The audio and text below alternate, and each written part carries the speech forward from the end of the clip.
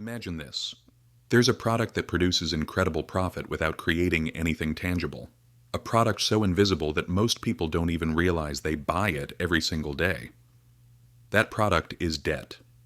And debt is not the innocent financial tool people think it is. It is a system deliberately designed to be one of the most profitable and influential products in human history. Debt financed wars, raised empires and brought them down, made nations dependent on one another. It quietly drained the wealth of ordinary people for decades. Yet if you ask people today where debt came from or why it is so deeply embedded in every part of our lives, most wouldn't have an answer. Because debt sits right at the center of the story of money and power. Debt at its core is a simple promise. I take today, I'll pay tomorrow. But hidden inside that promise is a special kind of power, interest. Interest is the device that turns time into money. For thousands of years, society struggled with this idea. For example, in ancient Mesopotamia, debts were recorded on clay tablets, but rulers regularly wiped them clean. Why? Because when everyone fell into debt, the whole system collapsed. The same logic appears even in holy texts, a command that debts should be forgiven every 50 years. But over time, the powerful figured out that instead of erasing debt, they could turn it into a weapon that worked for them. In the Middle Ages, charging interest was forbidden, yet merchants and bankers found countless ways to hide it. By the Renaissance, banking families like the Medicis were practically financing all of Europe. They didn't gain power through land or armies, they gained it through lending.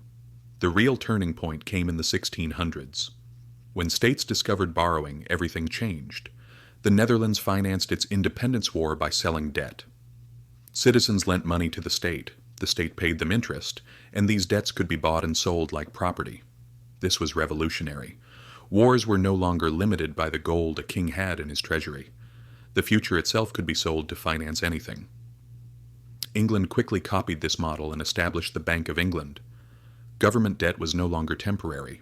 It became permanent, and bankers became indispensable to the state. Bond markets expanded, wars increased, and the more nations fought, the more they borrowed. The more they borrowed, the richer the creditors became. During the Industrial Revolution, debt grew even more. It wasn't only governments anymore. Companies and ordinary people were pulled into the cycle. Railroads, factories, cities, homes, everything was built on borrowed money. People earned their wages from businesses financed by debt, and then they spent that money by going into more debt themselves. Debt blended into daily life as naturally as bread and water. By the 20th century, debt stopped being just a tool. It became a product, a very well-marketed product. Mortgages, car loans, credit cards, student loans. Buy now, pay later became the philosophy of modern society, and banks earned enormous profits from the steady monthly interest payments of millions of people. The problem is the system eventually became addicted to debt. Governments, corporations, even individuals started believing that nothing could function without borrowing. Banks didn't want debts to be paid off quickly. In fact, long-lasting debt was far more profitable. Politicians chose borrowing over raising taxes, and central banks supported this structure. Then came the crises of the 1980s and 2000s, showing just how fragile the debt system really was. But here's the irony. The solution to the crises was more debt. The system collapsed because of debt, was repaired with debt, and expanded further with debt. Today, the world carries over $300 trillion of debt. That's more than 3 times the size of the global economy, and most people have no idea. Debt payments act like an invisible elevator, lifting wealth from the bottom of society all the way to the top. Those with assets borrow cheaply. Those without assets borrow expensively. That's why debt has become one of the strongest engines of inequality.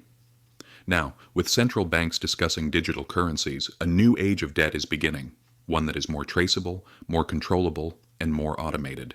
Efficient, yes. But history teaches us one thing. Efficiency usually benefits the creditor, not the debtor. So, what's the real lesson here? Debt is not innocent. It didn't appear on its own. It was designed to be the most profitable product humanity ever created.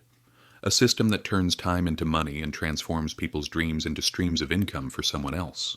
That's why true freedom comes not from borrowing, but from reducing dependence on borrowing. History always says the same thing. Borrowing makes the powerful even more powerful, while it burdens those who borrow. And the biggest illusion is this: believing that debt equals progress. If this perspective gave you something to think about, don't forget to subscribe for more. History has already told us everything. We just need to know where to look.